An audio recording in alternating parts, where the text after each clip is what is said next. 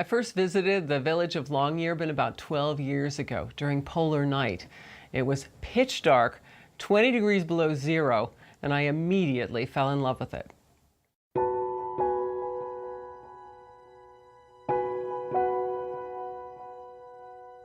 Polar night starts to lift sometime in late February, and it gradually gets lighter.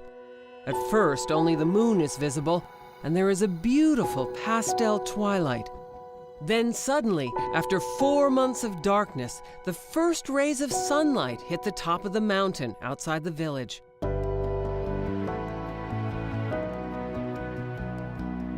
Arctic life is isolated.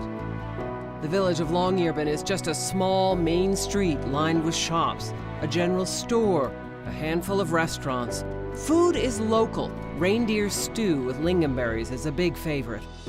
There is a beautiful sculpture of a miner in the middle of town, a haunting, icy figure covered in frost.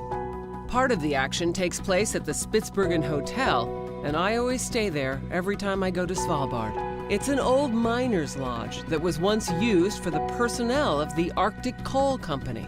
The old mine is still there, abandoned, just as it is in the book, high up on the mountain. And the miner's graveyard, described in the Explorer's Code, overlooks the valley. In the back row are those who perished in the 1918 pandemic. Some miners were buried with their lamps at the foot of a simple wooden cross. The seed vault is also real. Built into the side of the mountain, the facade juts out at an angle. The walk down into the vault is long and a bit eerie, exactly the kind of thing to trigger the worst possible reaction for John Sinclair. This is a very desolate land, and often very dangerous.